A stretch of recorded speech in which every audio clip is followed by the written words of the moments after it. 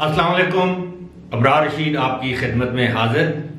और मेरे सामने इस वक्त एक स्टडी, एक रिपोर्ट है और वो कोई ख़ास हौसला अफजा रिपोर्ट नहीं है कोविड-19 के हवाले से। मैं उसका जिस्ट कह लें, खुलासा कह लें, वो मैं आपके सामने पेश किए देता हूँ। और ये दर हकीकत खलीज टाइम्स में ये रिपोर्ट पब्लिश हुई है, ये निशाया हुई है और बाकायदा रिसर्चर से, साइंसदानों से बात करके इस रिपोर्ट को पब्लिश किया गया है। वैसे भी खलीज टाइम दुनिया के मोतबर अखबारात में इसका शुमार होता है और एक संजीदा अखबार है। जिस तरह पाकिस्तान में डॉन है, हिंदुस्तान टाइम्स है, इसी तरह न्यूयॉर्क टाइम्स है, वाशिंगटन पोस्ट है, टेलीग्राफ है, गार्जियन है। इस तरह के जो अखबारात हैं ये संजीदा अखबारात हैं। इनकी खबर को, इनकी रिपोर्ट को, इनकी रिसर्च को संजीदगी से लेना चाहिए।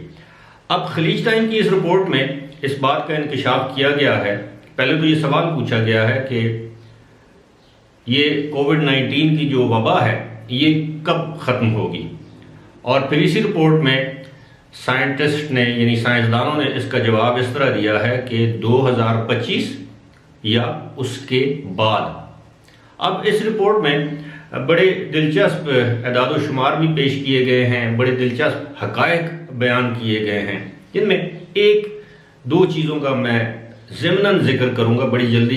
एक तो ये है कि इसमें कोई शक नहीं कि ये वायरस जो है वो चमगादड़ से फैला है, यानी बैट जिसे कहते हैं। और कहा जाता है कि चमगादड़ों में इस तरह के तकरीबन 3000 कोरोना वायरसेस पाए जाते हैं। और साथ ही में ये भी कहा गया है कि ये अभी तक तो ये बीमारी नई है, हो सकता है इसकी वैक्सीन से इसका मुकम्मल इलाज भी हो जाए, लेकिन वैक्सीन लगवाने से इस बीमारी की अलामात कम हो सकती हैं। इसके जो मौलिकपन है, यानी ये इंतहाई मौलिक नहीं हो सकती, अमवात में कमी वाक़ होगी, केसेस में कमी वाक़ होगी। लेकिन 2025 के बाद भी बाज़ ममालिक में ये वबा सर उठाती रहेगी, इसकी शिद्दत में इजाफा होगा, कभी इसकी शिद्दत में कमी वाक़ होगी, लेकिन 2025 तक ये वबा दुनिया में मौजूद रहेगी। इसकी वजूहात में एक सबसे बड़ी वजह यह बताई जाती है कि जब हम लोगों ने जानवरों की जो हैबिटेट, यानी जहाँ पे जानवर रहते हैं, यानी जो जंगली जानवर हैं, जब हम उनकी अमाजगाहें, उनकी रहने वाली जगहें हम ख़त्म कर देंगे तो उसके बाद वो जानवर ज़ाहिर फिर वो शहरी इलाकों में आएंगे, ऐसे इलाकों में आएंगे जहाँ पर इंसान आबाद हैं। फिर उनके आने से बैक्टीरिया आएगा, जरासीम आएंगे, वायरसेस आएंगे। जिस तरह आप जानते हैं कि कुत्तों में रेबीज़ नाम की वो जो जरासीम पाए जाते हैं, अगर उनके लहाब यानी उनके थूक में भी इसके जरासीम पाए जाते हैं और आपके साथ अगर रेबीज़ वाला कुत्ता टच कर जाए, थूक उसका आपके साथ लग जाए या आपको काट ले तो उससे भी हलाकत हो सकती है। तो ये अब किया क्या जाए? जो इसी रिपोर्ट में एक तशवीशनाक बात सामने आई है वो ये है कि अब दुनिया में इस तरह की बीमारियां आती रहेंगी।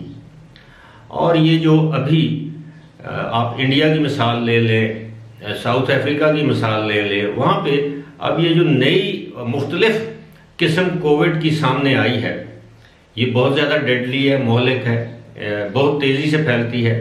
इसी तरह पाकिस्तान में जो बरतानिया से जो नई किस्म पाकिस्तान में आई है, अब ये भी एक सितम ज़रीफ़ी देखिए। वबा बरतानिया से पाकिस्तान आई है और पाबंदी बरतानिया ने पाकिस्तान से परवाज़ों पहुँचाने की और पाकिस्तानी शहरियों पर लगा दी। अब इससे बड़ी सितम ज़रीफ़ी क्या होगी? आज भी मेरे कमेंट्स में मेरे मुख्तलिफ लोगों से जो मैं उनके सवाल देख रहा था या उनके कमेंट्स देख रहा था, जवाब दे रहा था, बहुत से लोग कहते हैं जी पाकिस्तान में तो सूरत हाल बहुत बेहतर है। मैं कहता हूँ बिल्कुल अल्हम्दुलिल्लाह बहुत बेहतर है, लेकिन इस सूरत हाल को ख़राब होने से हम सब ने एहतियात करके बचाना है। तो बात हो रही थी कि ये जो वायरस है अब इसकी कई इकसाम जो है वो दुनिया में फैल चुकी हैं। और जब आप इसने कोविड-19 जिसको हम कहते हैं, जो ओरिजिनल एक्चुअल वायरस था, उसकी वैक्सीनेशन तो आ गई है। अब दुनिया में करोड़ों अफराद को वैक्सीन लग चुकी है। अमेरिका में अब बताया ये जा रहा है कि जो कोविड के जो केसेस हैं उनमें 0.08% पॉजिटिविटी रेट आ रहा है, जो कि ना होने के बराबर है। जाहिर है उन्होंने वैक्सीन से इस पर काबू पाया है। अब मैंने कल एक वीडियो की थी, अब आप सोच रहे होंगे कि वैक्सीन के हवाले से, अब वैक्सीन जिन लोगों ने लगवाई है इसमें कोई शक नहीं है 3 महीने 6 महीने तक उनमें इसके सिम्टम्स नहीं आएंगे, और यही सूरत हाल अमेरिका में है। अलबत्ता बरतानिया और दीगर ममालिक में जिन लोगों ने कोविड-19 की वैक्सीनेशन करवाई है उसके बाद भी उनको कोविड का अटैक हुआ है, लेकिन अब ये कहा यह जा रहा है कि वो अटैक माइल्ड होगा, मामूली होगा, यानी शदीद नौइयत का नहीं होगा। आपको ऑक्सीजन या वेंटिलेटर पर जाने की ज़रूरत नहीं पड़ेगी। आप आम गोली दवाई से तंदुरुस्त हो सकते हैं, सेहतयाब हो सकते हैं। लेकिन अब इन सब चीज़ों पे बात वही है कि जब हम इससे गुजरेंगे तो इस पे यकीन करेंगे। अब पाकिस्तान में अभी तक कुल आबादी के 1% लोगों को भी वैक्सीन नहीं लगाई जा सकी, और एक सर्वे के मुताबिक कुल आबादी के 50% से ज़ायद अफराद ऐसे हैं जो वैक्सीन नहीं लगवाना चाहते, क्योंकि वैक्सीन के हवाले से उनके बेशुमार तहफ़्फ़ुज़ात हैं।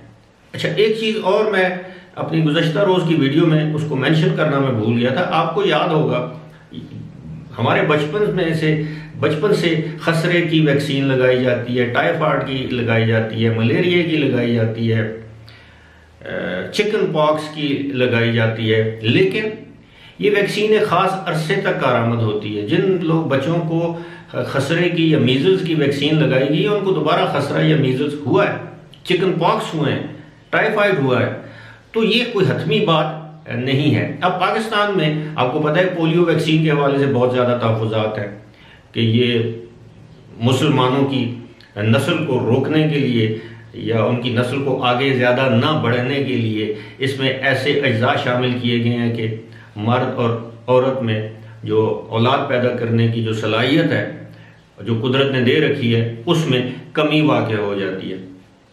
अब ये एक प्रोपेगेंडा कह लें, एक मिसकंसेप्शन कह लें, है तो सही।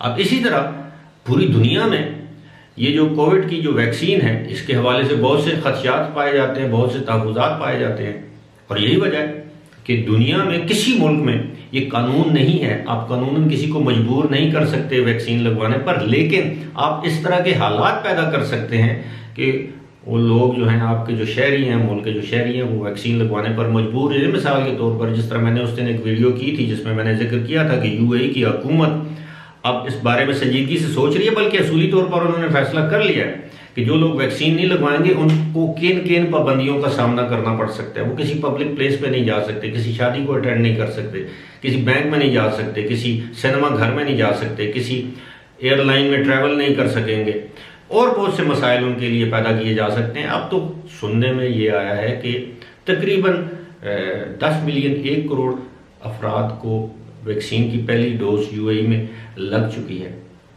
और अच्छी बात है कि यूएई ने किसी हद तक केसेस को भी कंट्रोल कर लिया है। अल्लाह से दुआ है। अब कहा तो ये जा रहा है कि ईद तक मामलात जो है पाकिस्तान में पीक पर जाएंगे, ईद के बाद तक। अब देखना है लोग ईद चांद रात इस पर कितना मेल जोल रखते हैं, कितनी एहतियात बरतते हैं ताकि इस वबा से महफूज रहा जाए। लेकिन बात वही है कि साइंसदान इस बात पर मुत्तफिक नजर आते हैं कि ये वबा 2025 तक हमारे साथ ही रहेगी। फिलहाल इसी के साथ मुझे दीजिए इजाज़त। खुदा हाफिज़।